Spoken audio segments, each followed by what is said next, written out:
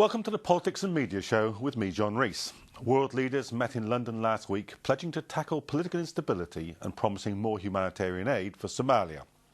The UK-hosted conference last week attracted leaders from 40 countries and announced a 7-point plan outlining better international coordination on dealing with Somalia. Representatives from many Somali factions attended the conference, but Al-Shabaab, which controls large parts of the East African country, was not invited. It denounced the meeting as another attempt to colonise Somalia. Before I introduce this week's guests, let's take a quick look back at the conference. Conference in London yesterday, which aimed to solve the crisis in Somalia. Hillary Clinton ruled out airstrikes on areas of Somalia controlled by Al-Shabaab. We see a lot of progress on the ground. I am not a military strategist, but I think I know enough to say airstrikes would not be a good idea. And we have absolutely no reason to believe anyone, certainly not the United States, anyone is considering that. But one day after the US Secretary of State made that statement, news has broken that a huge airstrike in Al-Shabaab-held southern Somalia has killed at least 6 people, including some foreigners. It's not clear who carried out the strike, although the US, which has a military base in neighbouring Djibouti, has previously carried out drone strikes in Somalia. It's also launched airstrikes against what it claims are al-Qaeda fighters in the country. Observers say it will be interesting to see how America's claim that it wouldn't be a good idea to target Al-Shabaab-controlled areas pans out, especially given that the Somali fighting group recently announced that it was joining Al-Qaeda. Speaking at the major conference in London yesterday, Somalia's Prime Minister, on the other hand, said that he wanted strikes against Al-Shabaab, provided that civilians weren't harmed. The embattled Western-backed Somali government has been struggling to control the country, which has been conflict-ridden for 2 decades. As well as the issues of Al-Qaeda and Al-Shabaab, the London conference was aimed at finding solutions to the problem of piracy, Somali refugees and the humanitarian crisis. Critics of the conference, including a sizable protest group outside, said it was yet another attempt of Britain and its allies to continue its imperialist ambitions in Somalia. Things rolling over the Somali country. That's what we hear, you know. And this is what they want to do. The police want to push us back. You know? With me in the studio to discuss this is Jamie Balfour Paul, who's a policy advisor with Oxfam. We have Carolyn Hayman, who's chief executive of the organisation Peace Direct, and we also have Hassan Jama of Somali Youth Union in the UK, one of the groups who was protesting outside the conference. Thanks to all of you for being with us. We did invite International Development Secretary Andrew Mitchell, but he was unable to participate. So, Jamie, first of all, did this conference come anywhere near dealing with the problems in Somalia in the way that Oxfam would have liked to have seen? Good afternoon. Well, the backdrop to this discussion must be that we're still in the worst humanitarian crisis in decades. We're still 325 children with acute malnutrition, 2.3 million people still in need of assistance, and inside Somalia another million outside. So things are extremely fragile. Jamie, if you just talk to me. But in terms of what we were expecting from the conference, it was primarily set up as a political security piracy conference. Our mandate is humanitarian, and we were disappointed that the conference didn't make a break from the past in terms of acknowledging that 20 years of international-led solutions have failed. And what we're asking for is a much more Somali-led process involving sort of grassroots elders, religious leaders, clans, and something that has buy-in and has a chance of success. There are examples of successful processes in Somalia which are Somali-led, and so the international community has to acknowledge that the mistakes of the past, and we haven't seen that. The other thing we were hoping for is an analysis of the humanitarian fallout of a security military-led solution, basically, to Somalia. If that's going to be the way the international community goes, then at least we need a proper assessment of the humanitarian fallout. In other words, you know, what's the impact on protection of civilians? What's the impact in terms of humanitarian access? What's the impact in terms of parties to the conflict and AMISOM being held to account for impact on civilians? And and also, I mean, there are other aspects to the humanitarian crisis which we wouldn't expect to be addressed sort of publicly in a communique, which we can talk about afterwards, to do with sort of access and coordination and so on. We did make a point in our public reaction to the conference that lots of money has been pledged, and in many ways this must be a good thing. What we're still calling for, and this is part of the calculation of what is the humanitarian fallout, we need a very clear separation between funds for political and security objectives and separated from humanitarian and development aims. Because what we see on the ground is this blurring of the lines between basically political objectives and security objectives and humanitarian objectives. And we have to remain impartial so we can meet humanitarian needs assistance according to need. Caroline in here, because I mean, you've said in the past, Caroline, that you know the international community, indeed the UN itself, hasn't necessarily always played a happy role here. In fact, it intervened and destabilised perhaps one of the most peaceful periods in Somalia's recent history. Yes, I mean, Peace Direct passionately believes that every country has local capacity to resolve conflict, because if it didn't, it would be a howling wilderness, a sort of Hobbesian state, and nobody would describe Somalia as being like that who knows it. So there are at least two examples where a Somali-led process has led to a really good peace. The first was the peace in Somaliland, where the international community really stood back completely because there was a belief that Somaliland shouldn't have a separate peace and shouldn't be a separate country. We've written about that in our case study, Ripples into Waves, and I think it's very clear that it was because the central government was weak that they had to do deals with all the competing factions, and that's what led to a lasting peace. Whereas our model seems to be that you want a strong Western-backed government and that will lead to peace. Well, that doesn't really work in Somalia.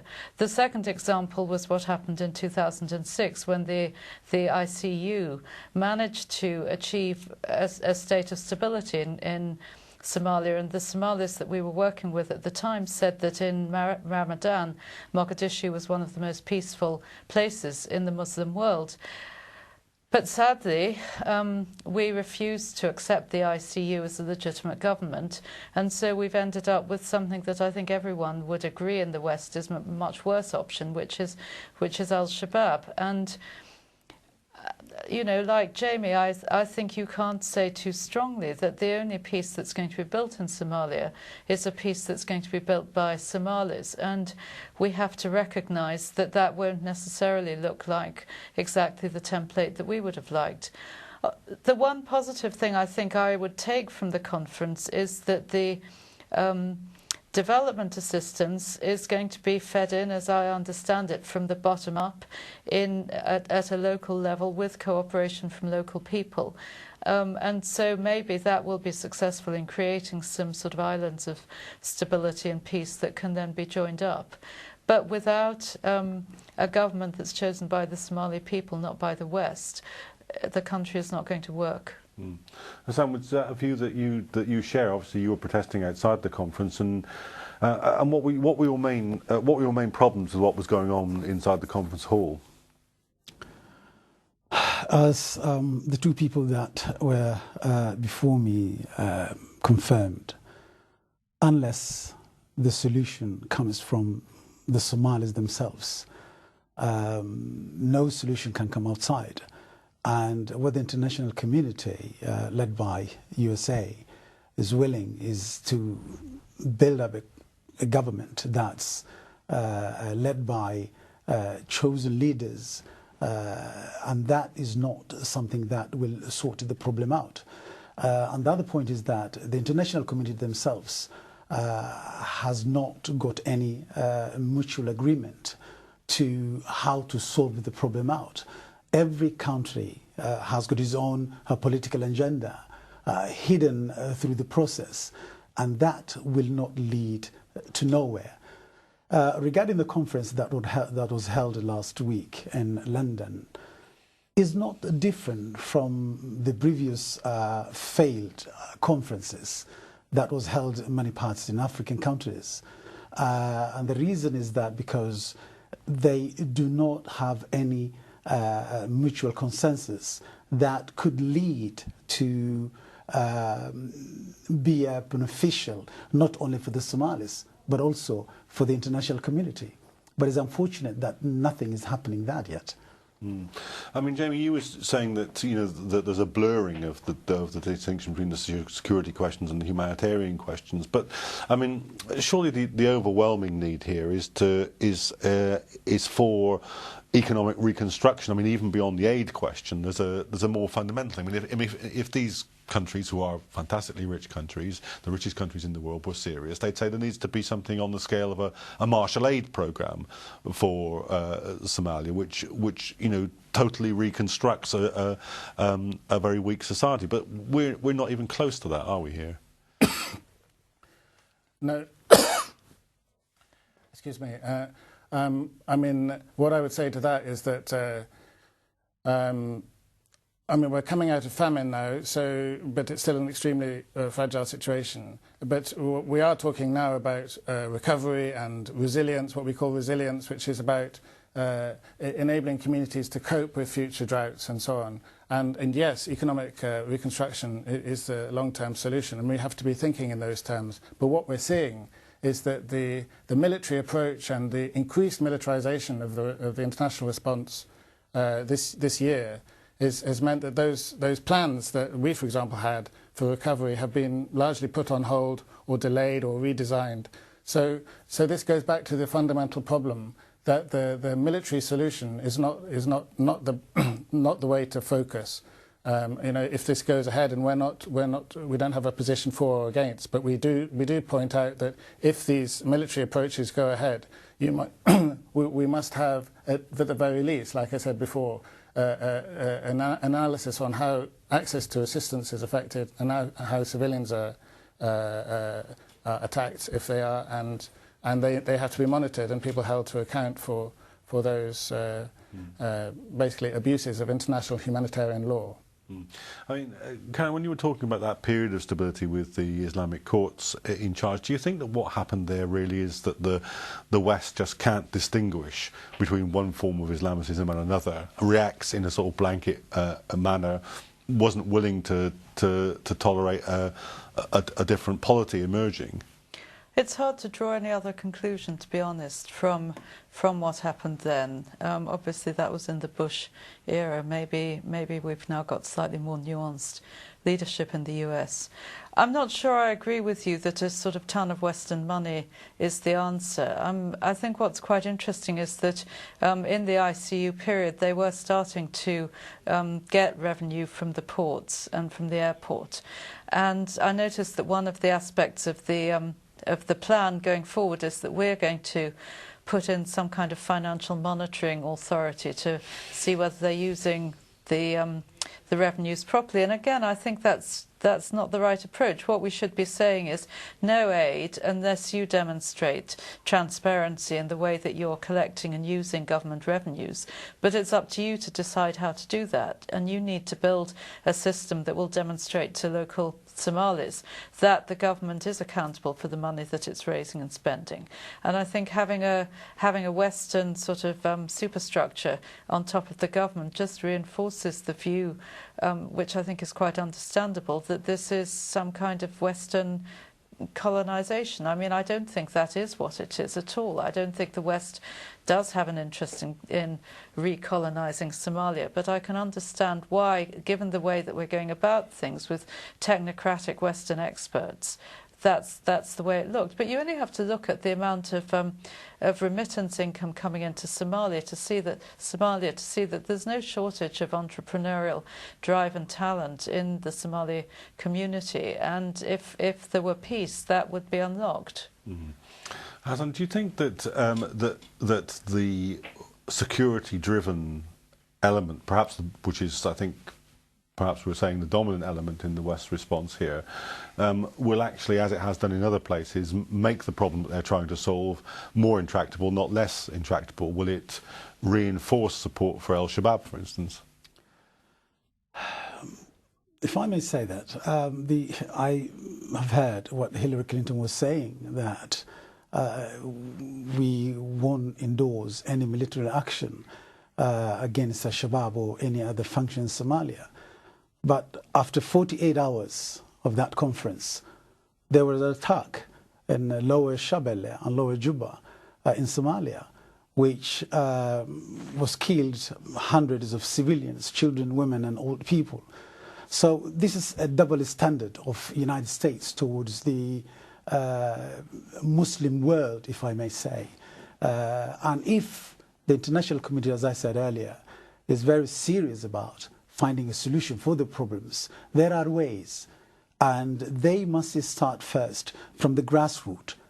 They choose a leader and they say that he is the president of Somalia without the consent of the whole Somali people. And that is really, really a problem. Regarding the humanitarian fund, there are a lot of resources and money which has been poured into the transitional government. But where did that money go? It goes to nowhere. And the government has no accountability whatsoever. And the most international community's fund has been given either Hargeisa or Garowe or Mogadishu. What makes the young people vulnerable to Al-Shabaab recruitment is that they offer food, money, and individually they give them mobile phones, which absolutely turn them into die-hard combatant versed in making bombs. So this is absolutely an issue that we need to focus if we wanted to find a solution for the Somali people in the Somali country. So the strategic that they always plan is not included. The consultation of the Somali intellectuals or Somali educated people. If you don't include that, you go nowhere. And the main reason why this conference in London was organized, to my point of view, is just to have a security in Somalia, to security for their own business along that Indian Ocean, because of the piracy, for example, because of Shabaab. But it wasn't aimed, honestly, to focus on the problem, dealing the problems of Somalia. So, Carolyn, I mean, what Hassan seems to be saying is, I mean, taking the point that you made earlier, there may not be a kind of direct recolonisation project here, but there's a quite pronounced kind of colonial mindset that thinks that they can do this over and above the heads of the local population, isn't there? I think there's a general mindset in the donor community that somehow, you know, local organisations, those local peace builders are ever so sweet, but they're very small scale and they'll never amount to anything. And that, you know, if you want something big done, you have to engage the big INGOs or the UN or the World Bank. And I think that's completely untrue. You know, the Somaliland peace process was very large scale and it was done by local people. So I think that it's not so much, you know, a desire to recolonize. I think it's more an inability to see the local talent that is on the ground, because we're very good at doing a needs assessment. You know, we love that. We always do needs assessments. They always show that we're needed. But what we don't do is a capacity assessment that would enable us to seek out the talent and the change makers who can really make a difference and then back them. So one of the constructive things that Peace Direct is doing is we have a website called Insight on Conflict. And on that website, we show what local peace building organisations are doing. And we're opening up a Somalia section so that people who do want to work with local peace building organisations will know who to go to and what to do with them. So, Jamie, I mean, you've been looking into this a little bit more, haven't you? You've got a report that Oxfam's produced about some of these, some of the aid provision aspects of this. Do you want to tell us a little bit about that? Yeah.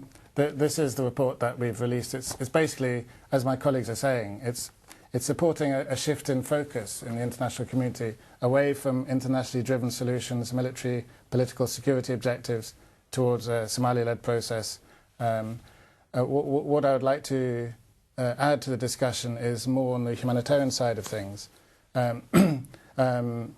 there's a few things to raise. One is access to people have the right to access to assistance, and there are restrictions there. So we hope that this initiative, not publicly necessarily in the communique, but would sort of kickstart more diplomacy at every level to try to remove restrictions to humanitarian access from which come from all sides to the conflict. Another area is kind of coordination, and there are a number of actors on the ground now, but you know, there are parallel methods of coordination going on, and we need a much better information management system so we can say, you know, the numbers of people who are not getting assistance but who need it, and have a proper gap analysis. And the third thing to say is you know, money has been pledged. We're not clear from our understanding of the conference in terms of what's humanitarian, what's so-called stabilisation. Is that political or is that development? We need a clear separation between humanitarian and political designed aid programmes. But in terms of the humanitarian and development funding, we need a much more kind of multi-annual approach, much more flexible funding, so that you know, we can invest in ways for communities to resist to future shocks which will come, and also, as you said yourself, to build up sort of economic opportunities. And you know, what we're seeing so far is much more, because of the military focus, a much more sort of quick fix approach. What we want is much more long-term, much more flexible approach to funding. And for example, in Oxfam in Puntland, which is more stable, but we were able to invest in kind of water retention, water harvesting type things, so when the famine happened this year, the communities around there were much more able to resist the shock, and that's the kind of thing we're talking about. Okay, well, thank all my guests for contributing to that debate. I'm afraid we've run out of time in the first half of the programme. In the second half of the programme, we'll be looking at the fate of refugees as they land in this country. But thank you for watching, and do rejoin us in part 2.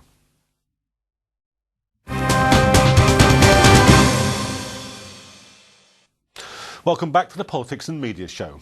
The detention of victims of torture and trafficking in the UK has been strongly criticised by the United Nations. The UN's High Commissioner for Refugees said inadequate screening processes had led to rape and torture victims often being immediately detained straight after arriving in Britain. The criticism came as the independent inspector of the UK Borders Agency said that there was too great a risk of survivors of torture or trafficking being immediately detained for their fast-track deportation because of the way in which initial screening was carried out. The Immigration Minister, Jamie Green, said the government was taking steps to screen out torture and trafficking victims, but that the detained fast-track system was crucial to ensuring that asylum claims could be decided as quickly as possible. Before I introduce this week's guest, let's take a more detailed look at this report. Roland Schilling, the UNHCR representative to Britain, said the UK set a worryingly negative precedent by detaining immigrants more than any other country in Europe.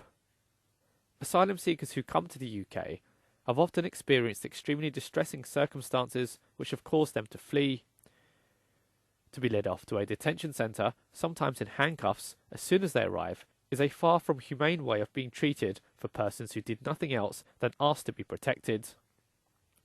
There is a presumption by the UK Border Agency that most asylum claims can be decided quickly, but in the UNHCR's view, the process of determining whether someone has a well-founded fear of persecution is not only very complex, but an extremely important procedure which should not be taken lightly. In response, the Immigration Minister, Damien Green, said the detained fast-track system played a fundamental role in making sure asylum claims could be processed. This helps those who are granted asylum quickly build lives within the country, while ensuring we can remove people who have no right to remain in the UK. We are taking action to improve the identification of vulnerable people who should not be detained while their claim is decided. We're extensively improving the interviewing process, and additional training has been provided for immigration officers. Well, to discuss this with me in the studio today is Jonathan Cox of Citizens UK and Keith Best of Freedom from Torture. We did invite a minister from the Home Office to participate, but they were unable to provide anybody. OK, Keith, this is essentially a punitive system, isn't it? It's taking people who are already vulnerable and without trial or charge, essentially detaining them without due process. Yes, and fundamentally there's a big difference between the government's view and our view on this. We say that the detained fast track has no place in a modern asylum system, and the government, as you've heard from those quotes from the minister, takes a different view. The trouble is the system's failing on the criteria set out by the government itself. The government says that this examination of an asylum claim in the detained fast track, which has now been going for about less than 10 years, 2003 it came into being, that should take 3 days. What John Vine, the inspector of the border agency, whose report has just come out, to which you referred, has discovered is it is taking on average 13 days. So 10 days longer than the government already says. But the bigger problem is the one that you've identified, and that is some very vulnerable people, including torture survivors, are being detained, notwithstanding the fact that the government says they shouldn't be in the detained fast track. And the trouble is, as John Vine has pointed out, some 44% of those of the sample he took were actually released from the detained fast track at some stage because of either health or issues or being torture survivors. So the system is dismally failing, and in the process a lot of extremely vulnerable people whose sole crime, if you like, is to claim protection from persecution overseas are suffering enormous enhanced trauma as a result of that exercise. Jonathan, this is really driven by a political environment which the government and some of the press have created, which essentially assumes that all asylum seekers are in some sense bogus asylum seekers, as the phrase goes. Isn't that what's driving this? I think that was a big part of why it was first introduced. This predates the coalition government. This was something that was introduced by Labour, and it came at a time when asylum claims were much, much higher than they are now. And in fact, I think, as both Roland Shilling and John Vine point out in their reports, numbers are now at quite a low figure comparatively, and they are not increasing at a dramatic level. Now, personally, and in terms of our organisation, which a couple of years ago did an extensive review called the Independent Asylum Commission, which looked at the detained fast track, we don't think that that's a good criteria for introducing something like the detained fast track into your system anyway. You know, we think it takes time to make a good decision, and it's simply not good enough, particularly when we're talking about the sort of vulnerable people who the government acknowledged shouldn't be getting into the detained fast track, like pregnant women, like torture survivors and children and so on, that the government is not taking rigorous steps to make sure that they don't fall into the system. It's simply not good enough for them to be there, for them to discover their mistake further down the line and say, oops, sorry, we'll take you out. By that time, the damage has been done to people's lives. If they've come from a horrific scenario where they've been persecuted in their country of origin, and they come here seeking sanctuary, seeking safety, thinking, I'm going to come to the UK, I'm going to be treated in a decent way, and the first thing we do is lock them up in somewhere that's feels like a prison, they don't know what's going on, and that can evoke all sorts of bad memories. So we think it's not good enough, and the Minister's response doesn't go far enough in saying, well, what exactly are they going to do their utmost to make sure that people don't fall into the fast track, if we even have to have a fast track at all. You were saying there that the asylum figures have declined. Do I recall this correctly, that when they peaked, a lot of the peak was to do with people coming from Iraq, Afghanistan, where actually this country had been involved in creating conditions of warfare. So have we got a situation here where some wars that we started increased the asylum figures, and then in response to the increase in asylum figures, we have a draconian process put in place? Would that be fair? I think it's not quite as simple to say we created a mess and this is part of cleaning it up. I think it's a bit more complex than that. But obviously, where there's instability, where there is war, people flee and seek safety. And in some way, we're a victim of our own projection on the world stage as a bastion of liberty and democracy and safety and civil liberties and so on, where people know they can come. And it's a shame that our response to that was to introduce draconian measures like this. I don't think anyone, Keith may disagree, but I don't think those in mainstream organisations would argue for the need for some kind of border control. Certainly our members in our churches and our mosques and community organisations that make up Citizens UK are not arguing against all forms of border control. What we do want is a decent and humane system that treats people well and makes sure they get sanctuary if they need it, and doesn't traumatise them more than they were when they arrived. And that was one of the shocking things we found during the Independent Asylum Commission, which spoke to hundreds of people who'd come here seeking sanctuary over the course of a couple of years. And what we found is that many people's mental health was worse having come here than it had been when they arrived, because of their experiences, not only of things like the detained fast track and detention more generally, but destitution, the limbo they were kept in because of the inefficiencies of the system, some of which have improved, but there remains a long way to go to get it up to where it should be. Jonathan's right. I mean, it's only the most extreme groups, I think, that say there shouldn't be any kind of border control. We should have open borders. Every country needs to protect its own borders for a variety of different reasons. The trouble is what we have generated in this country amongst the civil servants who are administering this system is what has popularly been described as the culture of disbelief, and it is an assumption that everybody coming here is in some way trying it on, and we know from our analysis and from dealing directly with torture survivors and people who are fleeing the most terrible persecution that most of us wouldn't even know how we would react under those kind of circumstances, and really it's too horrific to even contemplate. These people are merely trying to escape from an extraordinary bad situation and seeking protection. And as a signatory to the UN Convention on the Status of Refugees, it is our obligation, along with very many other countries around the world, to entertain each individual claim for asylum as an individual claim and not to treat them generically. Now, the trouble is, as I was saying, that people who are coming here who are torture survivors, and we specialise in freedom from torture on torture survivors and giving them clinical care and treatment, but also lobbying on their behalf as well, is that these people have already been deeply traumatised. In order to be able to establish a right to protection, you have to show that you are in genuine fear of persecution. You don't even actually have to show that you have been persecuted, but you are in genuine fear of that. A torture survivor is different. A torture survivor has been tortured. They know exactly what is waiting for them if they're going to be sent back. And of course the greatest fear is the vulnerability of thinking that you're going to be sent back.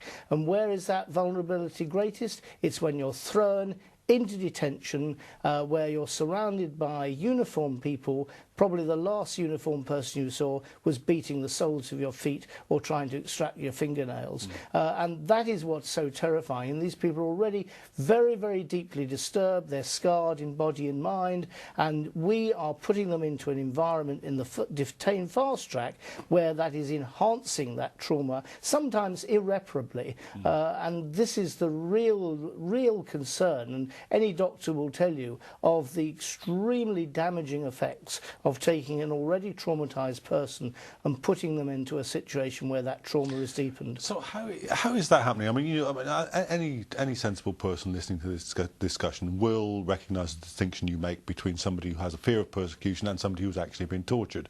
But what appears to have been said here is that people who actually have been tortured are now being detained. I mean, how it's virtually they're not identified, and this is the point that John Vine has made out, that it's the failure to identify torture survivors at the earliest possible opportunity. Now, as I say, in fairness, the government's position is that nobody who is a torture survivor should be put into the detained fast track at all. There is even a mechanism in the detention centres whereby people on examination by the medical staff there, if it's seen that they are likely to be torture survivors, should be released. It's called Rule 35, and a form is completed about that. The trouble is, our experience has shown that when those forms are completed, assuming that the clinicians or the doctors, the medical staff at the detention centres are capable of identifying a torture survivor. Even if they do, they fill in the form and the form gets lost. It just is not acted upon by the border agency, so people remain in the detained fast-track process. And the real issue here is, how do you properly identify a torture survivor at the earliest possible stage?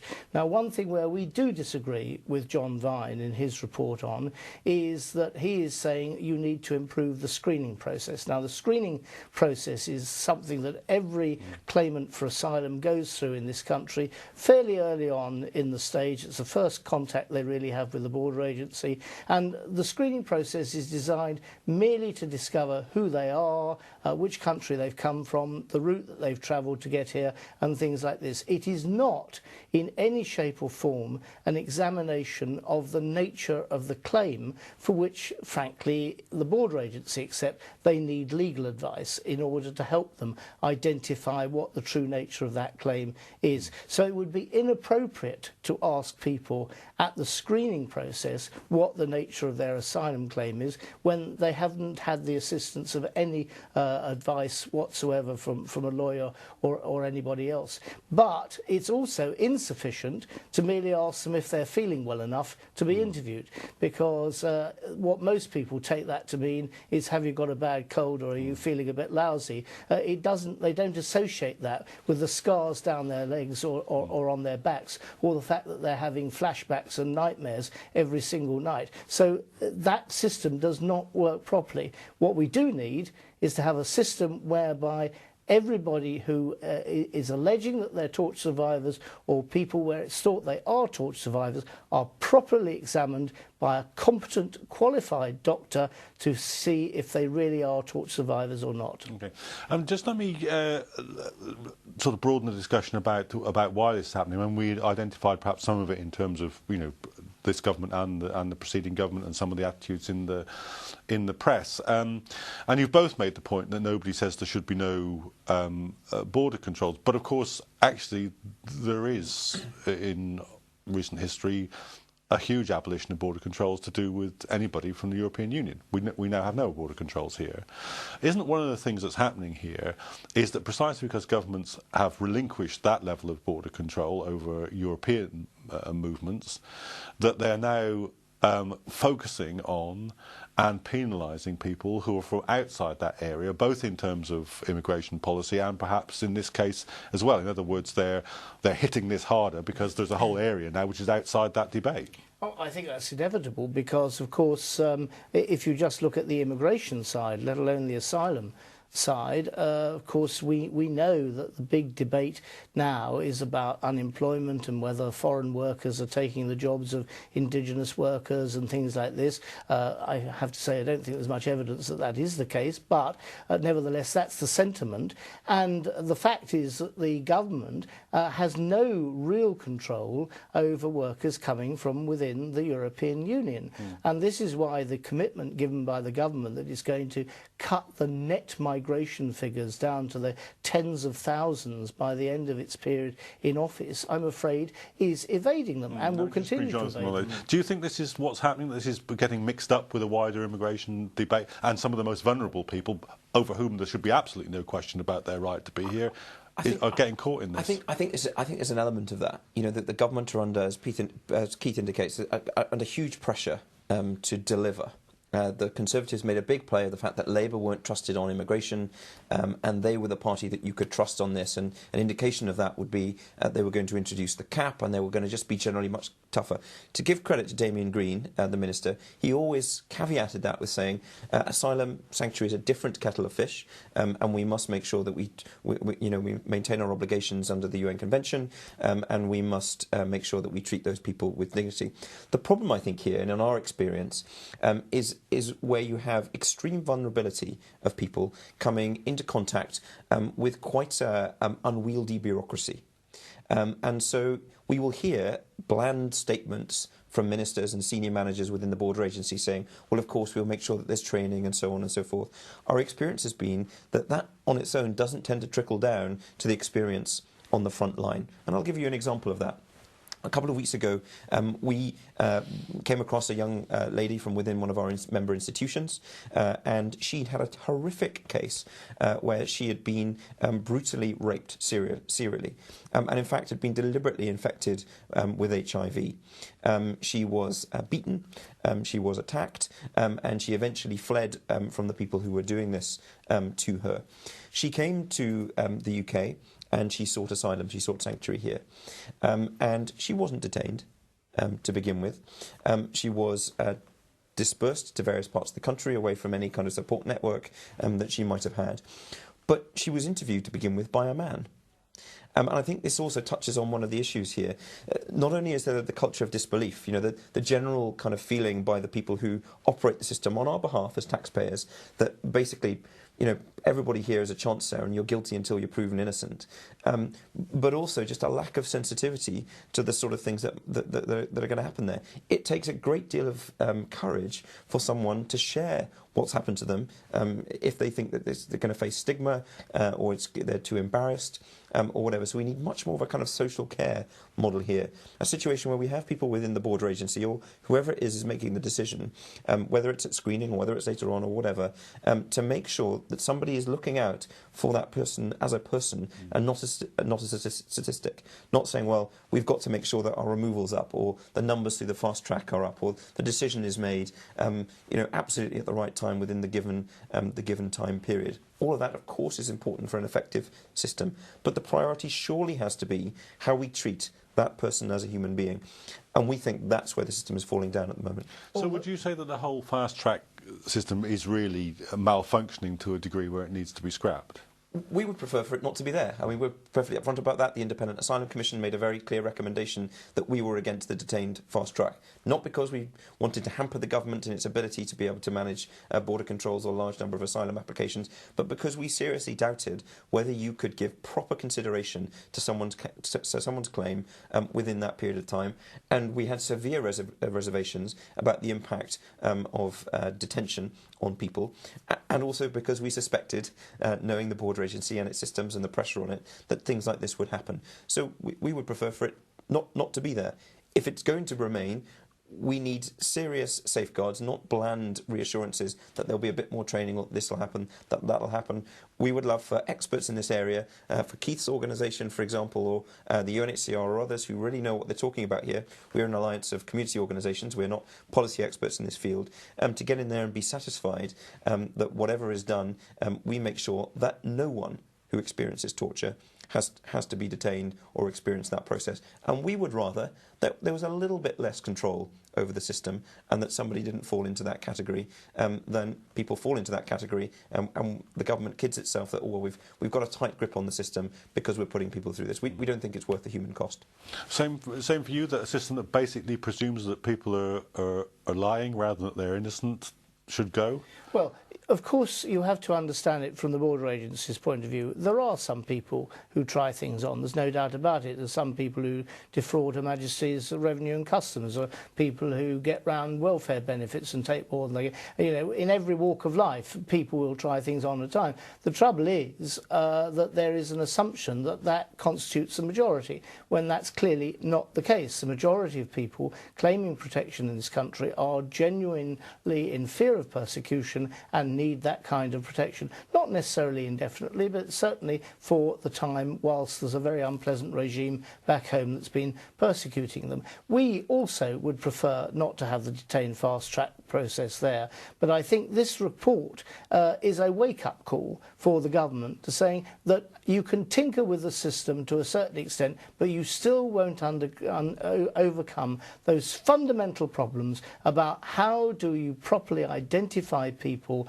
whom you say should not be in detention, like torture survivors, at an early enough stage to prevent them having that extra trauma by going in there. The only way you can do that is by having a proper examination, by getting away from the more haste, less speed attitude of thinking that you can process these claims within 3 days when, as I said already, manifestly they're failing on that. It's taking an average of 13 days anyway. But it's in the better interests of the taxpayer and of everything to do with humanity and the way we deal with people in a civilised manner, to make sure we may take a little more time about these things, but we get the decisions right. And that is the most important thing from the government's point of view, for its own credibility, but also from the point of view of those people who are claiming the protection so they don't undergo unnecessary suffering and trauma. That's really the way we should be going now. Okay, well, thanks to both my studio guests, to Keith Best and Jonathan Cox, for revealing the situation that's affecting asylum seekers in this country, and I hope that you'll be rejoining us next week for another edition of the Politics and Media Show.